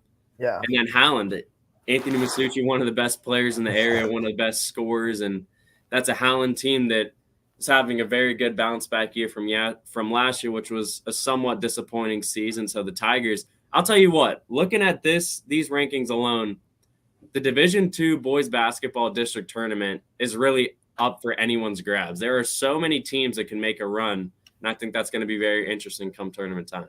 I tell you, Romo, there's one team not on this list that has got to be chomping at the bit for the chance to get on, and that's Lowville. I was able to announce the Lowville Springfield game a few weeks ago. It was at Lowville, and the Rockets almost took down the Tigers. They have Anthony Luceni. They have Vinny Ballone. They just have so many weapons on that team that makes them dangerous night in and night out. They've beaten number 1. They played number 2 very close, and they'll have number 3 very close, and they'll have another matchup with number 3 later in the season. And I believe that game will be in Lowville too. That game's at Springfield. It's at Springfield. Their first You matchup went- is at Lowville. Jamie is supposed to be on the call for that one. I won't be able to be there because YSU has a game that night, but I'm sure Jamie will deliver a great call of that ball game. It's good to see Jamie back. We missed Of course, yeah. I mean, Jamie and I, we haven't called a game together since Cheney against St. V's, and that was December 14th. Oh. So, I mean, it's been over a month. We've both had our own interruptions, and hopefully we'll get back together for a call sooner rather than later. You know, Boardman, they have come back. You know, they looked kind of flat. You know, they started the season number 1 in the power rankings. They dropped out of the power rankings last week, and now they come back with 2 big wins this week, and they're right back at number 6. Yeah, like you said, Boardman, they started off the year 5-0, very strong, and then they had a little bit of a losing skid, and I think that they're getting hot at the right moment. I had an interview with Coach Birch last week that he was just saying they're just taking it game by game, one game at a time, and I think that he has control of the team. I think that they know that they're not going to look past any games, and they need every win possible to get a good seeding in that Division I district, which is one of the toughest here in Northeast Ohio. That's what's so unfortunate for Boardman in many ways, that they're kind of one of the lone big schools we have here in the Valley. So it's hard to really prepare for their district tournament unless you want to travel 45 minutes, an hour away to get prepared for the teams like North Canton Hoover, the teams like Massillon Jackson, and teams like that. But this Boardman team, just like the past few years, I think that they're getting hot at the right time, and they'll be dangerous come late February, early March. They did play Hoover, I believe, this year. So they've been exposed to that kind of town. They've also played Uniontown Lake, who's a very good team. They lost to both those teams, but very competitive. And I think, Romo, the line of separation between Boardman at 6 and Mooney at 9 is so small, because you look at both their schedules, they're very similar. They both have wins over Cheney. They both have losses over Cheney. They played each other on Saturday. Boardman won by 7, which is not like a handedly dominating win by any stretch of the imagination. So you could argue that if they play each other, 3 or 4 times, it could be split. So I think it's very compact between maybe 5 and 10 in the power rankings. And I think that Mooney is a very sneaky team to judge for the naked eye, because when you look at them on paper, they don't have anyone too big or too dangerous on their team. They just play well team basketball. I mean, they have Mick Hergenrother. They just have so many kids, and their chemistry is so good. This is a team that many people forget won a district championship last year, and they kind of ran into a juggernaut in the regional semifinal. But this Mooney team, they're very dangerous. And for a Division III team like that to be hanging around with a Division I team that is good, like Boardman, I think that says a lot about them. And they have some very good wins on their resume. And we're only, 2 weeks into January. They have a very good chance to strengthen that as we come near tourney time. They might play the toughest schedule in that Division III bracket too. And that's the thing with high school basketball. Everyone makes the tournament, sectionals. Everyone makes it. So in a way, it doesn't really matter what your record is in the season. I know I watched an interview a few weeks back of Coach Keith Gunther of Ursuline, and he was saying how there's always going to be 5 or 6 losses on his team's schedule. They play one of the toughest schedules in Northeast Ohio for a reason, and you see it year in, year out, because come tournament time, they're one of the toughest teams, no matter their record or no matter their seeding. And I think that coaches who take that kind of plan and that kind of route, it really benefits their team, not only for the year that they're playing, but also their youth. They get to see a couple years from their time what good basketball is like.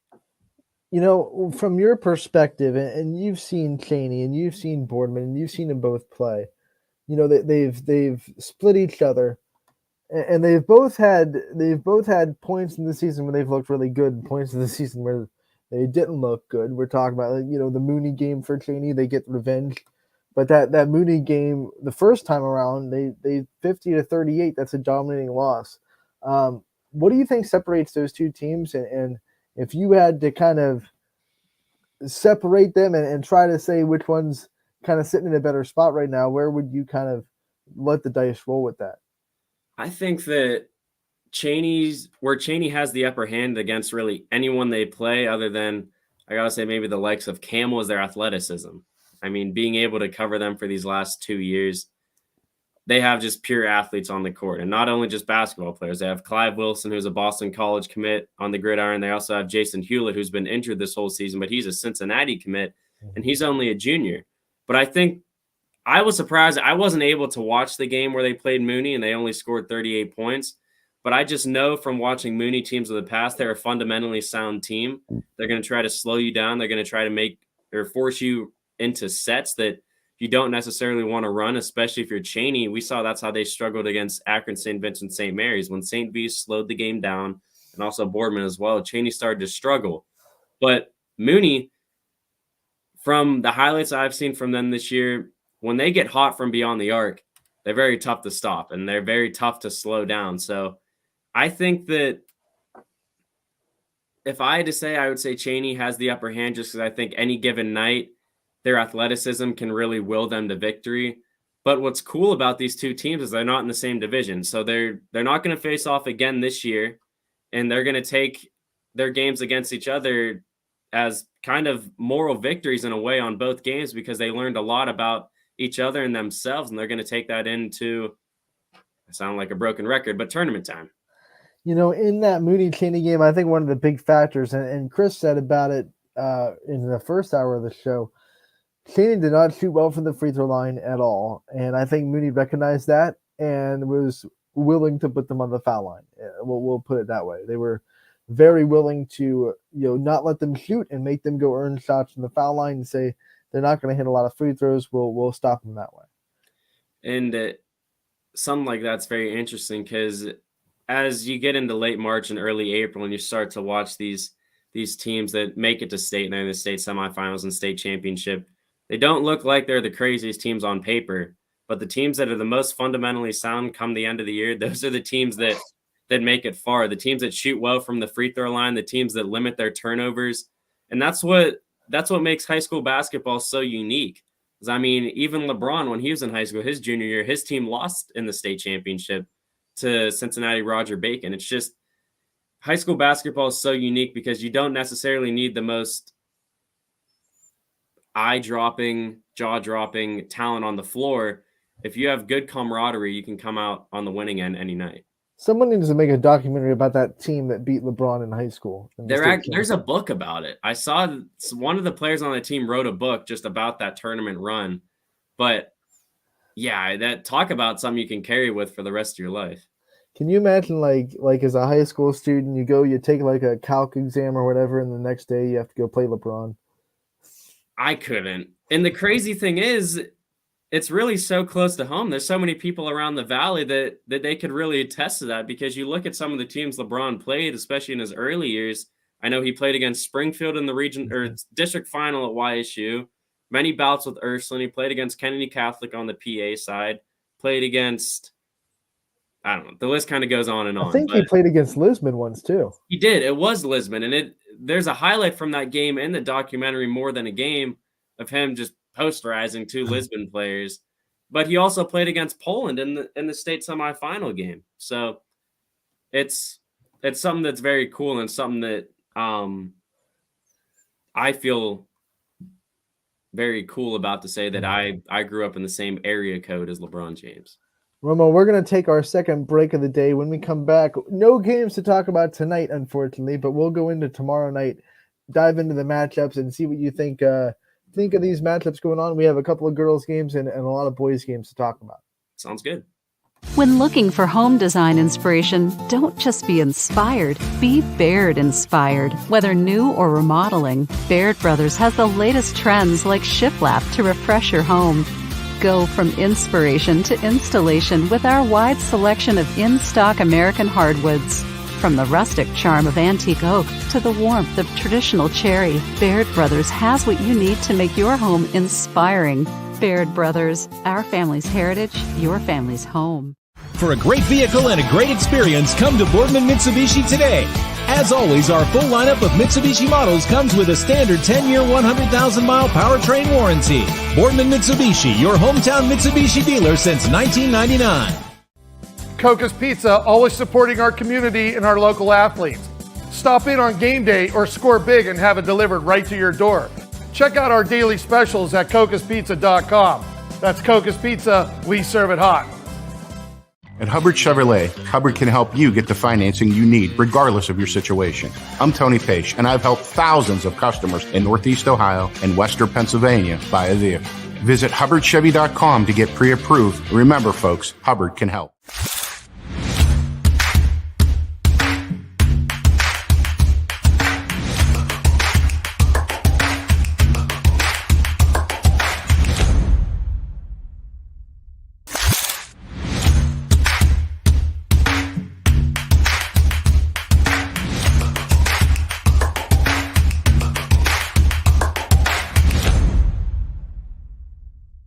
You're not waiting to see what the world has in store for you.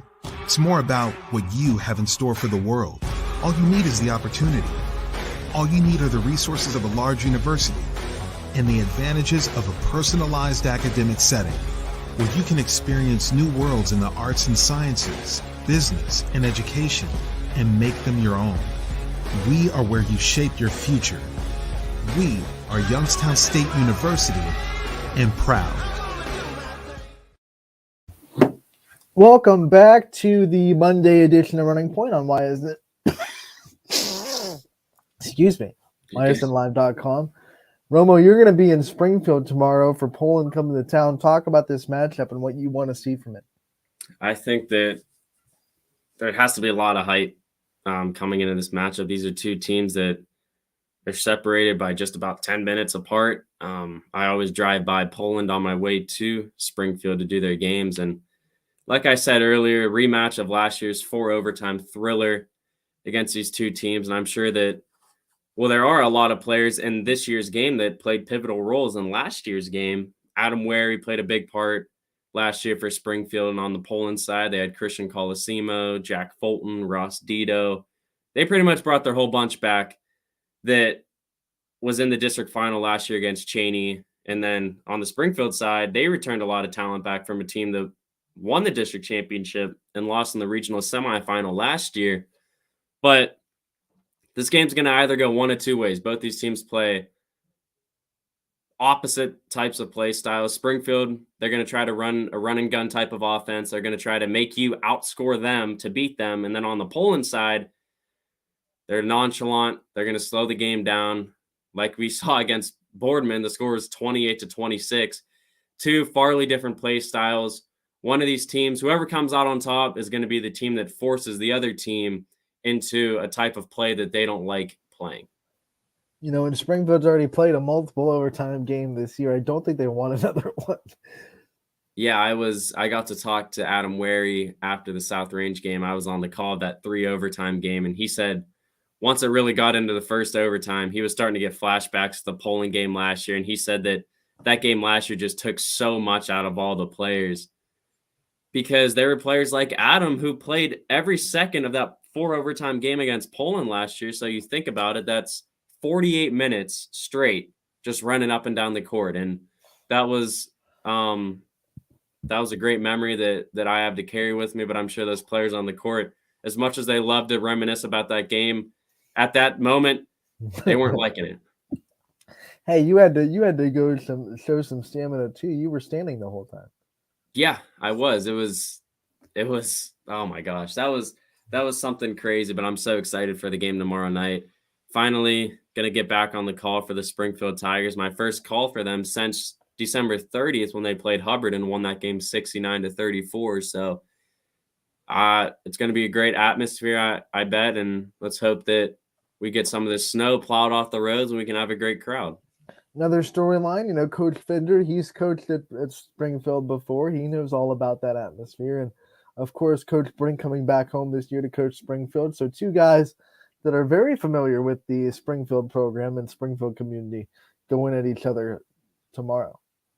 And not only them being familiar with the Springfield program itself, but I think just within the rivalry, and they know how much this means. So it's unique because you're looking at 2 first-year head coaches coming into this rivalry, but they're not first-year head coaches. They're guys that are very familiar with how much this game means to each program.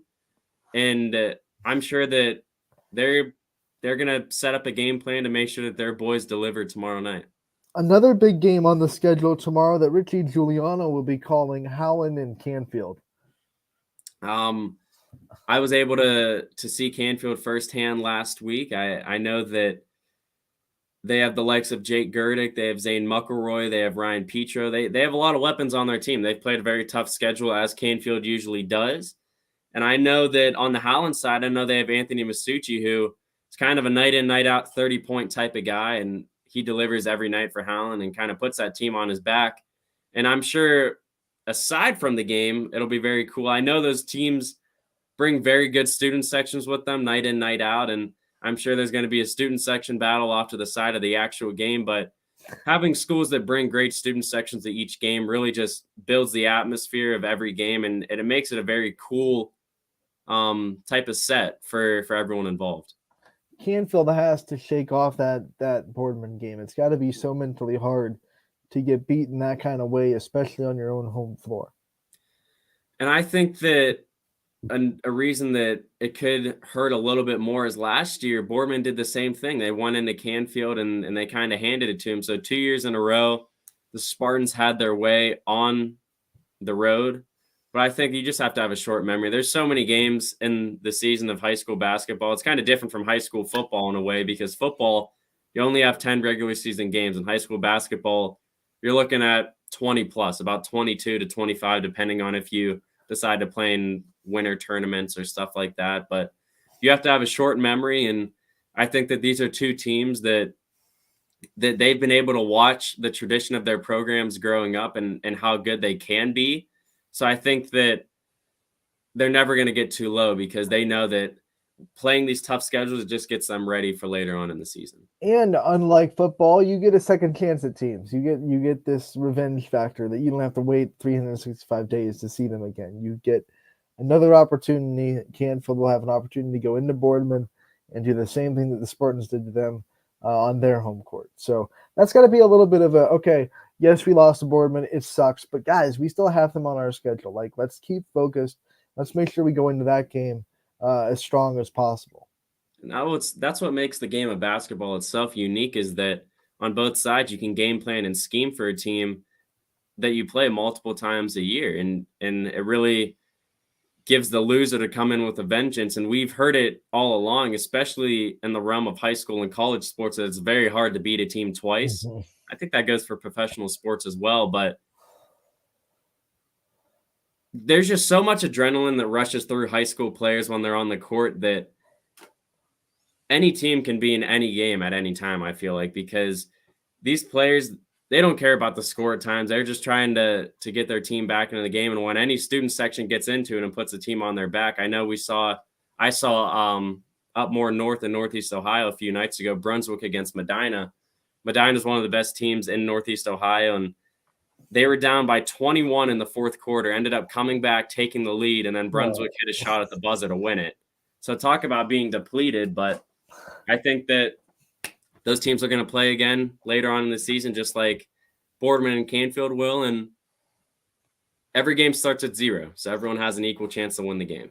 You know, the other thing about that, and you and I both know it, we both went through high school, the younger you get, the less mature you are, and the easier it is to kind of think, we've already beaten this team by 30 points.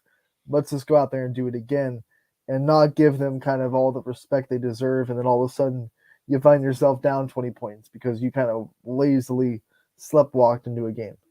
And I think that on both those sides, with Boardman, Coach Birch, and on Canfield side, Coach McElroy, those are two very experienced coaches that will implement into their players' minds early on, hey, we know how last game went, but look up at the scoreboard. The score is 0-0. You still have to go out and do the same work if you're on Boardman. And on the Canfield side, you just have to kind of fix those mental errors that hurt you in the last game, and you just got to win each quarter.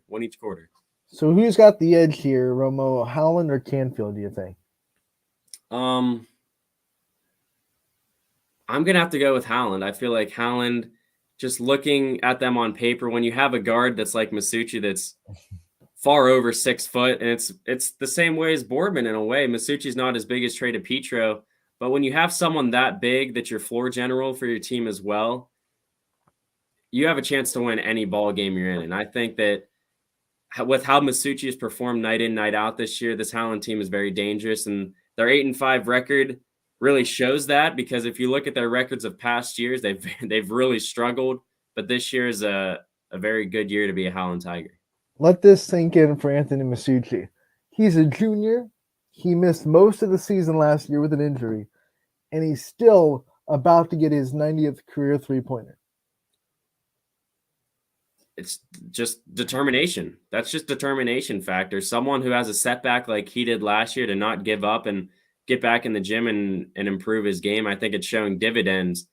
And we've seen some good three-point shooters here in the Valley. I mean, we've seen Zach Brazil a few years ago, and Misucci's, I don't know if we'll ever have anyone on Zach Brazil's level. It's kind of a once-in-a-generation type talent. I mean, how often do you see a kid from our Valley score more points than LeBron James did in high school?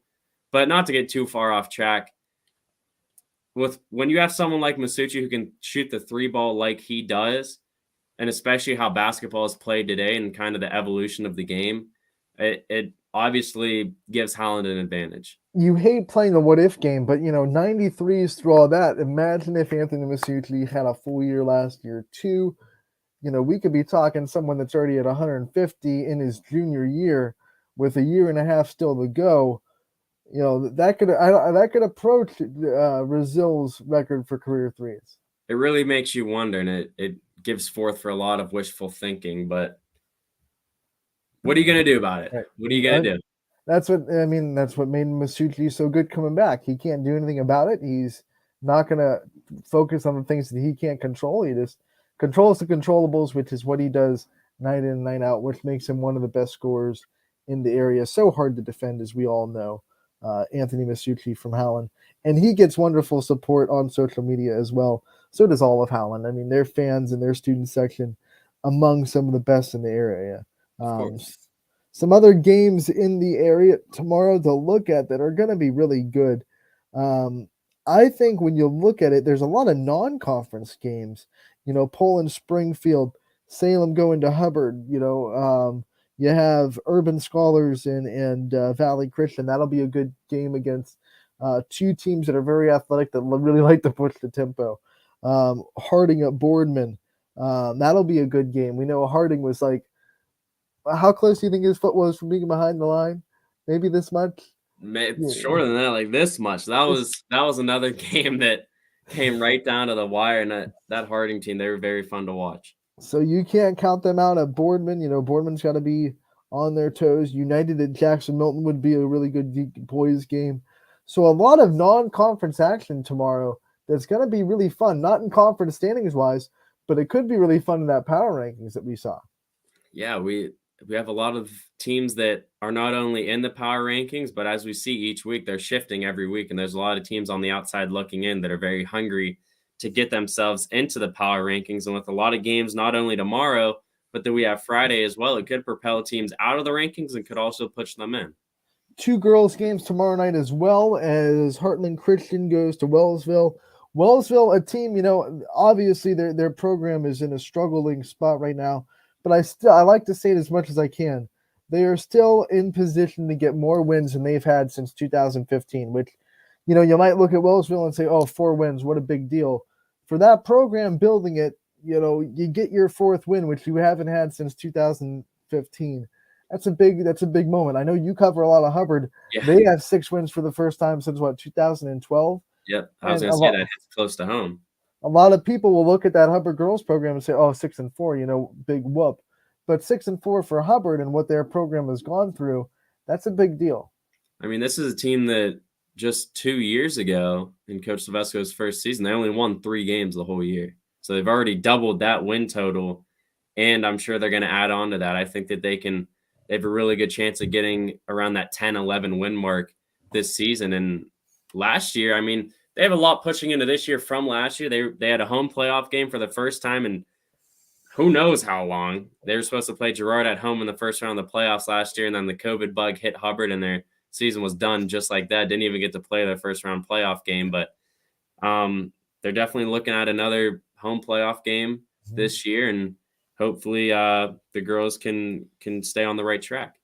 They had a really tough game with Struthers their last time out. They'll be back out, I believe, Thursday is their next game, if I'm not mistaken. Yeah, they do. They play Thursday, I believe, against Niles at home. Yes, Thursday against Niles. Yep, Niles at Hubbard. It'll be taken care of by the school at 7 o'clock on Thursday. And, you also want to give your best wishes to Grace Narcombe, who we saw at Poland go down. We don't know how serious that is or anything like that. But that's a girl that you never want to see the injuries happen, but especially with someone that's gone through what she has. When that happened, I was on the broadcast. I was just like sick to my stomach because it's like, how much can one person be asked to go through? Yeah, not only are you missing her on the court, but you're also missing the leadership. I mean, she preached that in her interview with you a few weeks ago, and you see it on the court night in, night out. Even if she's not on the court, she's the biggest cheerleader on the bench.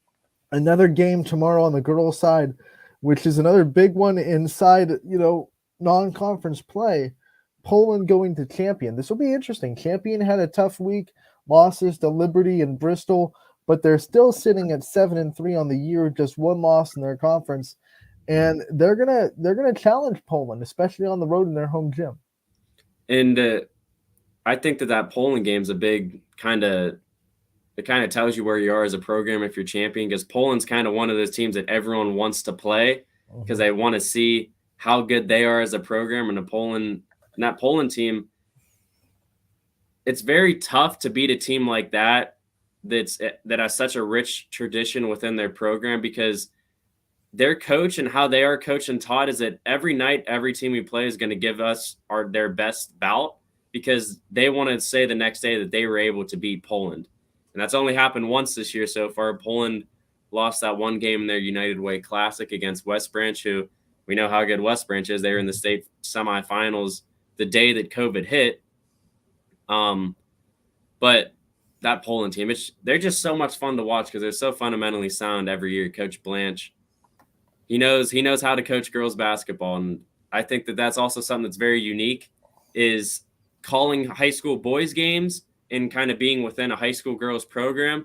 Those are two completely different types of games. And it's completely different coaching styles, because you have to coach the boys and the girls different ways. And it's funny because you look at the average scores of games as finals keep coming in. It's not too much separated. I mean, the boys, I think, scoring is kind of down this year. You see a lot of games getting into 50s, 40s in boys basketball. You don't see a lot of boys basketball games skyrocketing in scoring this year. I think the defenses this year in both sides, boys and girls basketball, have been kind of running the show.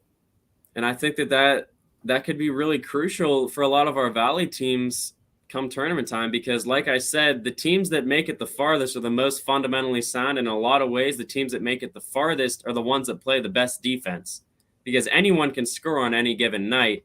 But if you can get in the passing lanes and you can play tough defense and get teams out of their game plans, and they know in the back of their mind that, oh my gosh, if I'm not on my game tonight, this could be our last game.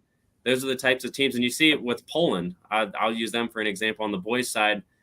They've played some of the toughest defense for years, especially under Coach Grisdale. And, I mean, that's a team that we saw had a stretch in the mid-2010s of going to the regional semifinal and regional final almost every year. And you talk about the Poland boys, and you'll be able to call them tomorrow. We go back to that game. One of the really big impressive things is they're missing a lot of players that they thought they'd have this year. It doesn't matter. Yeah, that's the type of program that doesn't rebuild. They just reload. It's a next man up type of system. And that goes back to what I was saying earlier. When you schedule these tough teams every year, and then you might be getting blown out, but you get your JV guys some experience towards the end of that game. And not only that game, but the whole JV game as well. Those are the types of games that really build your program up. And you really see it when you have some of your guys that you think were going to be your leaders this year and they go down or whatever happens. Those kids are the next ones up. They're hungry to be able to get to that varsity level, and they're hungry to continue that winning tradition. All right, Romo, those are the games, the marquee games for tomorrow night. Total, there are a lot of games tomorrow night on the network so far that we have confirmed covered. We have 1, 2, 3, 4, 5, 6, 7, 8, 9, 10, 11, 12, 13, 14, 15, 16, 17 games so far that we have scheduled tomorrow. Now, obviously, with the snow and the weather, we'll keep up to date on how that's going to affect tomorrow's games. But as of right now, 17 games in one night, and YSN is the only place you can look at it. Of course. I mean, YSN Live, where else do you get all these games on pretty much a nightly basis? Not only on the basketball side, but also you get wrestling, you get bowling, you get so many different sports during the winter spectrum that you can't get anywhere else. Romo, we have time to hear a pre-recorded interview with a player profile. Let's go over to Howland girls basketball and hear from one of their senior leaders. We already talked to Alyssa Pompolia earlier this year.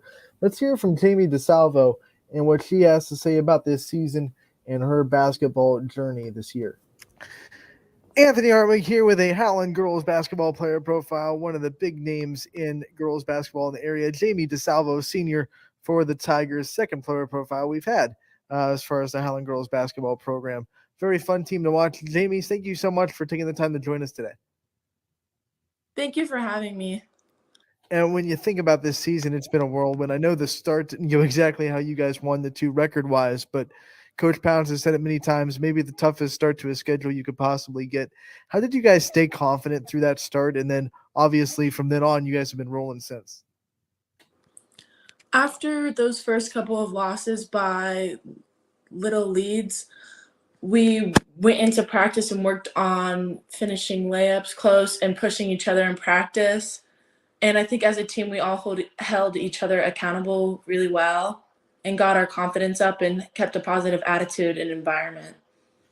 You know, and all you seniors, you've been playing together for a while now. How much did that camaraderie and that tight unit really help out to do what you would need to do after that slow start, like you said? Being able to play with girls I've played with for 5 years and being able to have the chemistry on and off the court was really important. Being so close with your team, it can be difficult at times, but we've never really had an issue. I mean, we're all there, we're all supporting each other, and it's just a great and fun environment because we're also working hard, but we're having so much fun doing it. And we know that kind of chemistry doesn't happen overnight. What kind of things does this team do as far as team bonding and team chemistry activities to kind of build that relationships and build that closeness with each other? For team bonding, we'll all go to the boys' games together, or we'll go out to eat after a game, or we'll do a scavenger hunt and a sleepover. All right, with eating after the game, what is the team's go-to post-game meal? Either B-dubs or El Jalapeno. That is the meal of a champion, especially when you guys win. I'm sure it feels great. Let's go back to the Canfield game. 40-38 win on Wednesday night over the Cardinals. Of course, your teammate scores 1,000 points. And what was it like to be a part of that moment with Alyssa? And what was it like to kind of get that AAC win on top of it? Being able to share that moment with Alyssa was great, not only because she's a great player in herself, but she's just a great part of our team. And we've been kind of counting down the moment to when that happened. And our goal this year was to win the league. And we're going to try to keep doing that and keep winning out throughout the league. So getting that 4-0 in the league was great. And it was just great to celebrate with my teammates. That was a big emotional win, not just, getting the 1,000 points for Alyssa, but also, Canfield's a tough team. You guys are both undefeated in the AAC. You get the close win. You guys had to come back the next day and play a scrappy Mooney team, and you took care of business. What was it like trying to stay focused and get right back in action the very next day? I think it was really difficult to stay focused on Mooney when we were we were preparing throughout the week for Canfield, and then we had a game the next day. So shifting focus was a little difficult, but coming off such an amazing win with such high adrenaline, it definitely gave us a lot of energy going into that game and a lot of confidence as well. Let's talk about your basketball journey. Where did the passion for the sport come from, and how long have you kind of known that you love basketball and you've loved playing it? I've played basketball for as long as I can remember, probably the 4th grade. My passion probably came from my dad, who played in high school and ended up playing in college. But I realized I loved it when 7th grade I was playing with that same group of girls, and we all were just having so much fun, and we were winning together, and being able to play with not only your teammates but your friends is just a big part of basketball to me. Like those girls, I probably wouldn't love the sport as much if it weren't for my senior class that I am playing with right now. And it's been a long journey for you as well to get to this point. Who were some of your role models growing up, and when you were learning the game and you were trying to, build your tools and continue to grow as a player? I think one of my biggest role models would be actually one of my coaches right now, which is Sarah Price. I mean, when I was younger, I would look to try and be like a player like her and go hard all the time like she does. And she did on the court. I mean, she holds the record for most points scored ever in high school basketball at Howland. So it's just pretty cool to be coached by someone with that same passion. And I'd also say I'd like to look up to my older sister who played. She was a senior when I was a freshman, and she just had an amazing work ethic. We saw you rocking on the volleyball court earlier this fall as well. What was it like kind of switching mentalities going from volleyball to basketball? Going from volleyball to basketball, it was difficult getting in shape-wise because it's such different muscles, and it's definitely a different group of girls to get chemistry back with. I mean, it was easy to transition into basketball, but definitely from volleyball, I had to adjust how I was on the court because every girl is different out there. You are a athlete, but you're also a student, and I think people kind of forget about that student athlete part when they're talking about all the sports in the Valley. But what are some of your favorite subjects that you've had in high school, and who are some teachers that have really impacted your journey, not just as a basketball player, but also as a person? My favorite subject is history, and I think some of the teachers that have impacted me a lot would be Mr. Lendak, who I had my freshman year and my senior year, Mr. Jacomi, who I had my junior year, Mr. O'Neill, who I had my sophomore year, and last year I had an amazing English teacher, Mrs. Dewberry, and those teachers often not only helped me on the court, because Mr. Lendak would talk about basketball, and we still do in class. We just talked about last night's game today in class as well. But they would help me in school too. And it would just be nice to know that I have a teacher to lean on to help me out. Talk about balancing, your time as far as, your schoolwork and your athletics, and how tough that's been, and what are some of the strategies that you've kind of implemented to balance your time? It's definitely difficult to use basketball as an excuse not to get assignments done and to put them off. I usually try at the beginning of the week to try and plan out my week with the different practice times we have, and I try to get all of my homework done before practice, depending on if we have it late at night. And then on game days, I usually just do homework after the games because I just want to focus before the games. Talk about Coach Pounds and what it's like to be under him for the last, I believe, 2 years, his second year with the program. What has he done to help you grow as a basketball player and as a person? Sorry, you cut out at the end a little bit. You're good. What I was going to say is Coach Pounds, and talk about what it's been like to be under him and what it's been like to be coached by him and how he's helped you grow as a basketball player. Playing under him, he just always tries to keep it together as a team. He's definitely team oriented and he wants us to succeed as a team. He pushes us in practice. He'll yell at us if we're not going hard, and we need that push to keep going and getting better. And he gives us breaks when needed, when we're tired, and he listens to us, and he definitely adjusts. If we say something, he'll take our opinions and he'll readjust and try and look at it a different way. We know that Howland gets some of the best student section support of anyone in the area. Talk about what it's like to feel their energy and play on that home gym. I think it's really great to have the student section that we have. I think we have the best one in the area across the board, in my opinion, just with how our bar stool can be run sometimes. They can get in a little bit of trouble, but their hearts are definitely in the right place, and they always put out a tweet for us and always try to get anyone on the team some recognition, which is really nice. And all that being said, like, what does it mean to you to represent this school system and wear Howland across your chest and be able to rock the colors and be a Tiger? It means a lot because when I step onto the court, I'm not just representing me and my number, but I'm also representing Howland as a community. And I think definitely sometimes we're the underdogs a lot. And for us to have 10-5 right now, coming back, winning more games than we won all season last year, it just feels like we're fighting, like kind of like how a Tiger does, which is cheesy, but hey, it's all good. Sometimes it's not easy being cheesy. Talk about. I want to give you the chance to shout out some of the people that support you, the people that have been in your corner, and the people that you wouldn't really be where you are right now without.